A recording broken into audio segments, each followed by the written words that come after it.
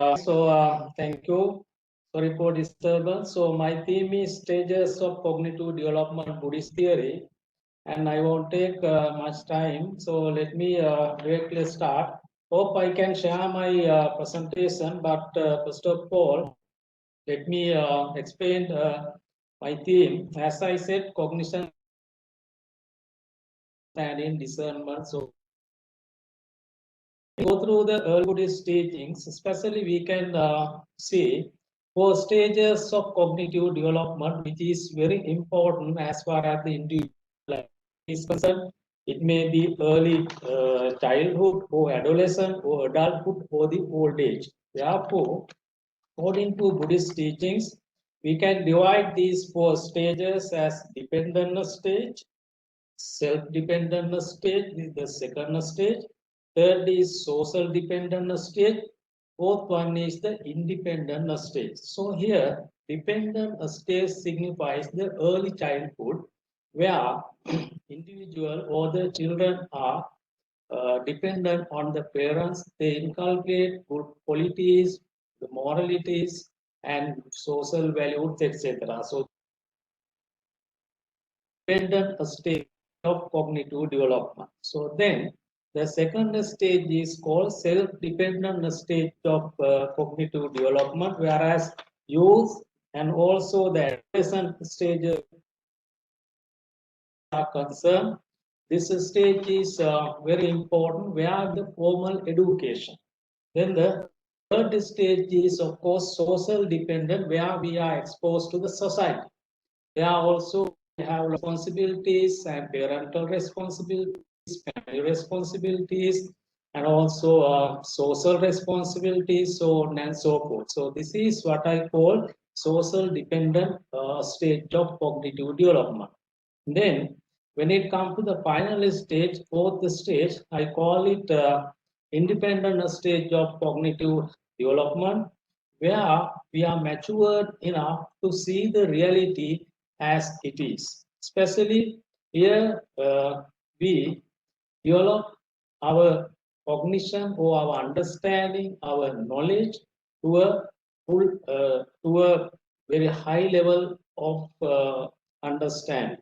So this is what is called the independent state. Especially, we develop sort of cosmocentric view of the world of experience according to Buddhist teaching. So this is the final stage of cognitive development. So now let me go.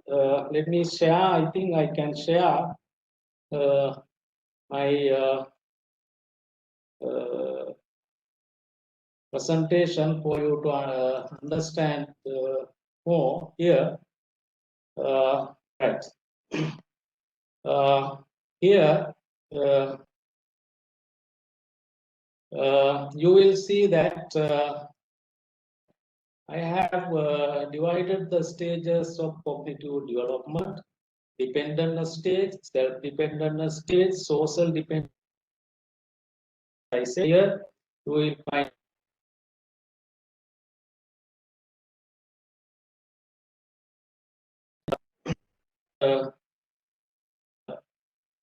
second.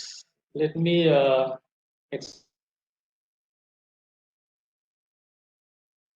each is concerned. I again call them moral.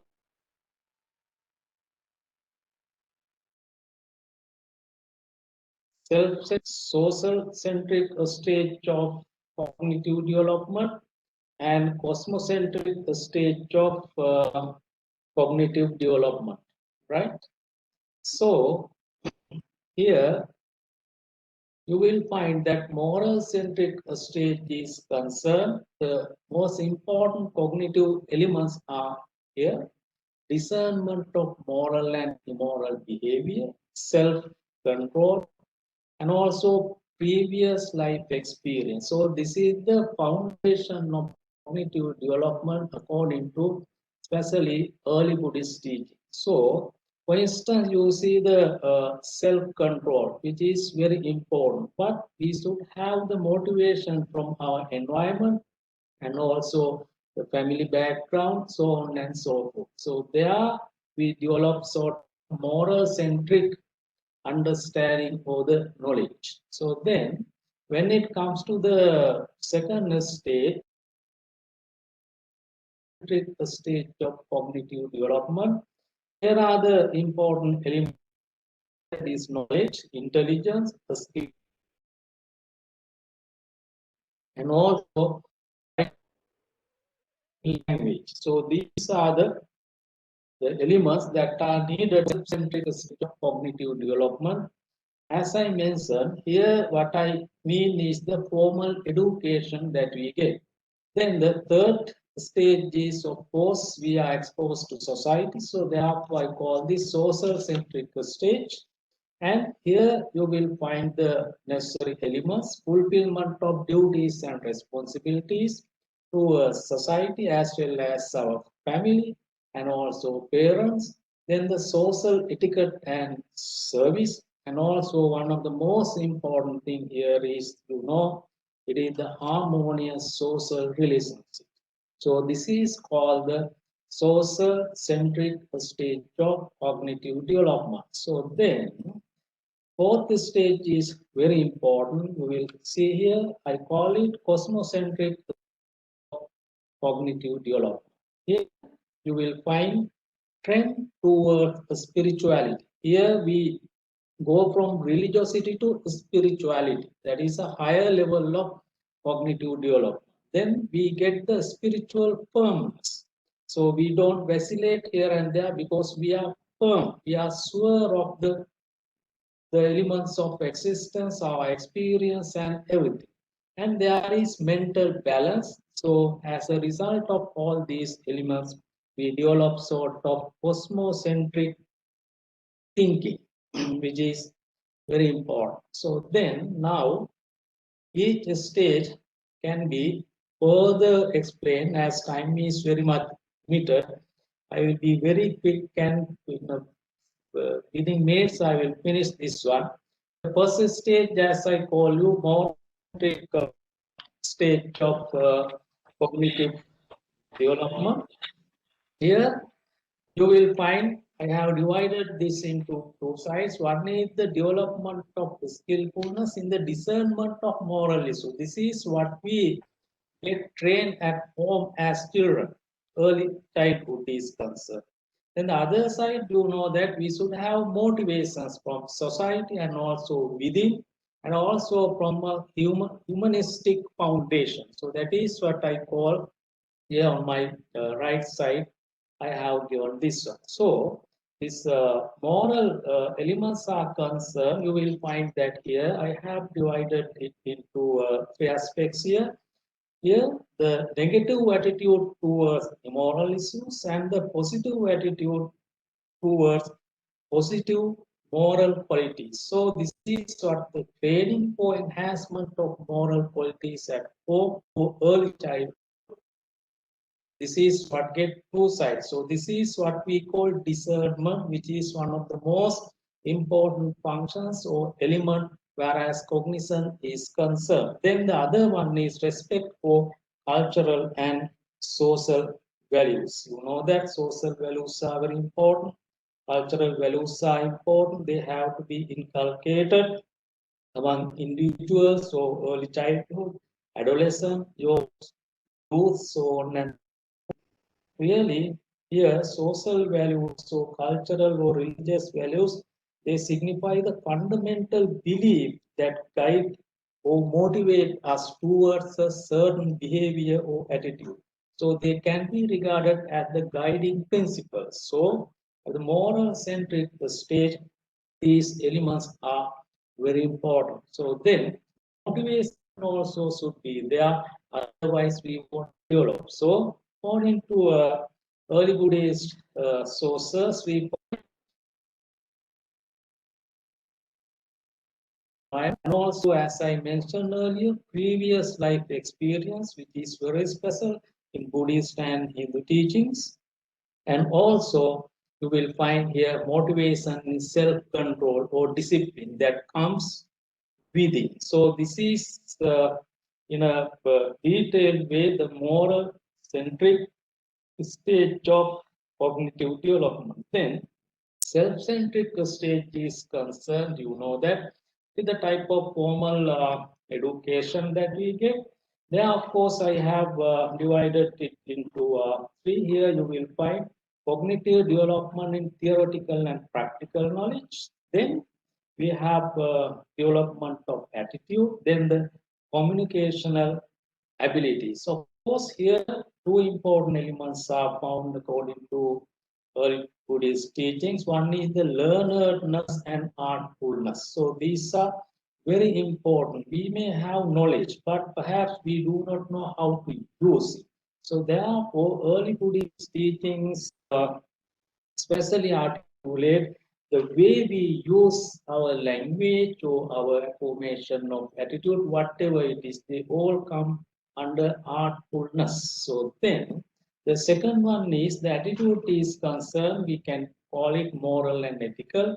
So they all are based on self discipline. So when we say self discipline and self control, of course, you know that they have some difference. Self discipline means so we understand we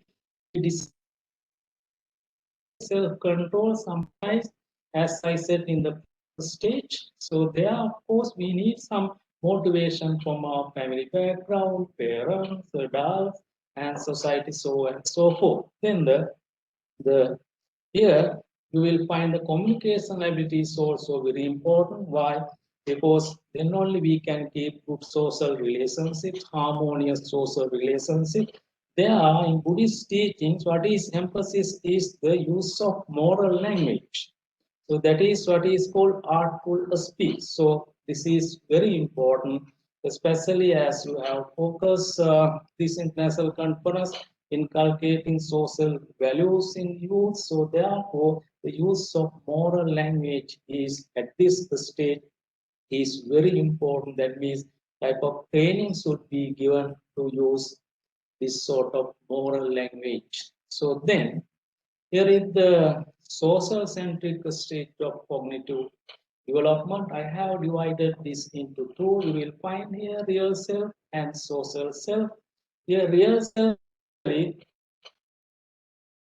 not parental responsibility and moral commitment. Then again, occupation responsibilities and moral commitment is emphasis here, whereas the real self is concerned. Then the social self, of course, you know that normally as matured people or adults, right? So we are exposed to societies after formal education. So we are exposed to society. So there, of course, we have so many things to be done in society. So here it signifies, so just in short, let me mention recognition of the importance of righteous interaction with others and generosity and empathy and also other social responsibilities. Then moral well-being and mental well-being and also righteously. Then here you will find that so many type of interactions are there in society. So we have to be associative, we have to be collaborative, we have to be cooperative, so on and so forth.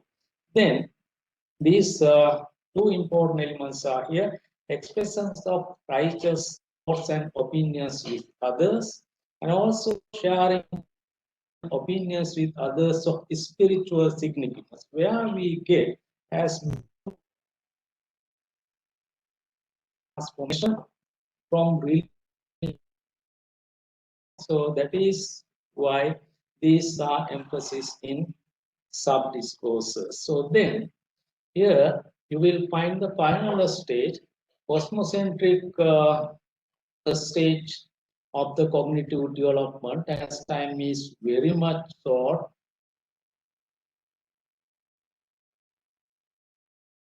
approach to reality. So we are mature enough when we come to the stage of our cognition. Of course, we should be open-hearted, open-minded. So non-judgmental is very important here. Then, based on that, of course, behavioral change and self-experience of reality takes place. Then finally, here you will find the sort of cosmocentric thinking. Now, here you will see openness to non-judgmental approach to reality. Two important things are uh, here. You will find that mental state of tolerance and conformity. This is very important. So in our matured life as developed adults, really, then a spiritual tendency towards problems of human existence. That means we try to understand reality step by step. So this is, of course, sort of higher level of cognitive development. Then behavioral change is concerned. So important things are emphasis in early Buddhist teaching. That one ability to regulate one's emotions, thoughts, and behavior. We know that always there is some problem, whereas our way of thinking is knowing and also our emotional desire. So at this stage, of course, as fully developed adults or matured people or well experienced people, we get some sort of mental balance here. So that is what I mean here. Then, of course, with that self transformation and accurate realization of what reality and truth is take place. So, this can be called, according to early Buddhist teachings, even in some Vedic teachings, also will find that highest level of cognitive development. So, then the final at this stage, here we will find that the third element, cosmocentric thinking, is very important, where of course we develops the balance of mind, equanimity in the face of fortune and sorrow. We are not moved by fortune or sorrow, and also there is some sort of liberation from bondage, right? So I call this sort of attitudinal architecture is developed at this stage, and also sort of very special cognitive architecture is developed at this stage. Now, in my conclusion, in order to make this clear, I have put this way for you to understand. You will see that I put stages of cognitive development and their classification and levels here. I put it in short SCD. You will find, as I said in the beginning, this is the dependent centric stage. Of course, moral things are inculcated in the individual. Then self-centric stage where we get type of formal education. Then we are exposed to society. It is called social centric stage. Then, of course, final stage, what I said now, so it is called cosmocentric stage. So, most important elements are here given discernment and motivation towards moral, that means the development of positive moral qualities. Then, of course, self centric state, knowledge, attitude, and skills are very important. Then, of course, social centric, I divided it into real self and social self. So, there I said family and parental responsibilities and other social responsibilities. Then, cosmocentric stage, three important elements I emphasize. One is the non-judgmental approach, then the self-experience of reality, and cosmocentric view. And this is further explained for us to understand in another way. You can see here this one here. Of course, moral centric stages here, or self-centric stage, social-centric stage, then the cosmocentric stage or the stage of development. So I explain moral-centric, ego or self-centric, social-centric, and cosmocentric stage. Here I call this moral-centric stage is of course early childhood. It's a sort of training that we get, early training. Therefore, I only sort of low stage. The formal education we get at the self-centric or egocentric stage. So it is sort of development of our focus. And social centric, we have a lot of responsibilities and understanding in social behavior, how to interact people, how to use our moral language to keep harmony. and also peace in society, I call it higher. And final stage of all highest, that is the cosmocentric stage. So this is what, of course, I want to say about my theme, stages of cognitive development as you are aware. Thank you very much, and I hope that I just finished within time. And I am very much thankful to the organizing committee and also the Rajiv Gandhi National Institute of Youth Development, so people of India, all the professors, scholars, all gathered here, and also people of Tamil Nadu and all our friends. Thank you. Thank you, Dr. Rajitha Kumar. You've given a very clear presentation on the different stages and levels of cognitive development, and also Yes. explained the 4 points. I now throw open the floor to the any questions to Dr. Rajitha.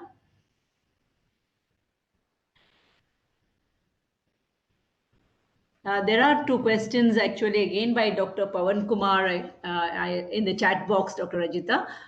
Can I read it for you? He says, Emperor Ashoka believed that Buddhist theory of cognitive development shall influence humanity all over the world, and it would help individuals in being beneficial for all human beings as well as animals and plants. Therefore, he built a number of stupas, vihars, sanghs, charity and residences for Buddhist monks all over South Asia and Central Asia. The question is, what is the resolve and positive role of present day Sri Lanka to revisit this philanthropy?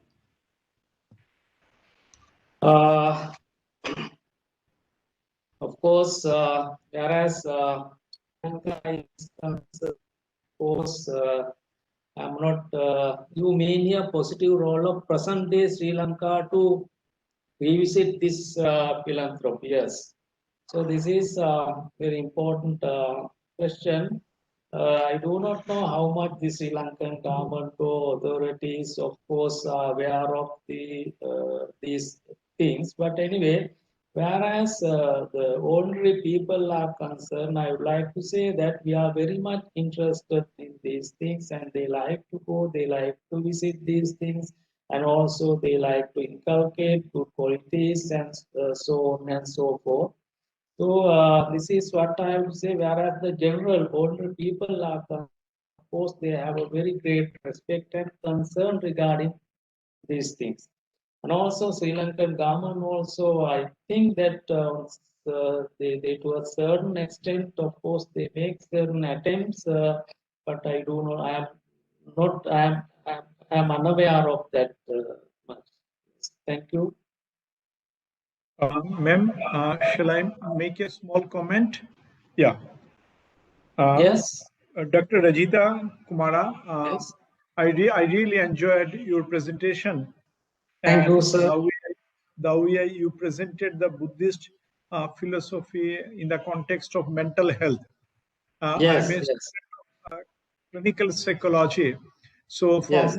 yesterday itself, I realized that there is a close connection of mental health with Buddhist philosophy as it is with other religion or other philosophy. So ultimately, attaining happiness, becoming happy to lead a very peaceful life is the essence of all uh, living, isn't it? Yes. So Yes. from that perspective, Buddhist philosophy has, or psychology has a very significant contribution in terms of sensitizing people to attain happiness. So Yes. I appreciate your deliberations, and it is really beneficial for all the participants. I Thank strongly you, think. sir. Thank you, Professor, very much. And also, I thank Dr. you Rajitha, there all are 2 more to. questions. There are 2 more questions, if you don't mind, if you can answer these. Yes, Um, yes. the question is, a systematic organization of human thoughts is one way to have mutual understanding and to create a conflict-free society. But we see a rampant violence all over the world. Is it lack of Buddhist religious consciousness on interpersonal understanding in the age of globalization? Yes. Dr. Kumar, Here, what I want to say is religion and spirituality are two different things. Of course, religion, whether it is Buddhist or any other religion, sometimes if they are not aware of what is taught, and also especially the moral and ethical values that are taught in religions, of course, such things could take place. That is why I say always from religiosity, so we have to go to the spirituality. So then, of course, there won't be any conflicts or any problem. Every religion, of course, what emphasizes is sort of a spirituality. So we have to understand this spiritual significance.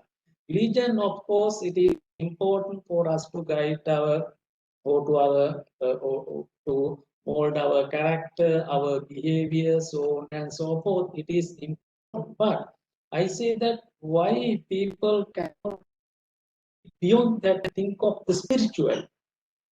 So that is what I mean here. So like yes, that is right to a certain extent. So therefore, when we say religion, also we have to understand what is the purpose of religion. It is harmony, it is peace, it is integrity, it is cooperation. Always we say that, but in a practical sense, sometimes we will find whether here in Sri Lanka or some other countries, there happen some unhappy incidents, unhappy things. So it is the responsibility of all religious leaders to guide in a right and correct way to maintain peace and harmony in society. Thank you, Dr. Rajitha, for that clarifying that question. But there are two more questions from Dr. Sonam from Bhutan. She wants to know, yes, how do we help emotionally traumatized, depressed, and sad youth as a result of loss of jobs, relation problems, etc.?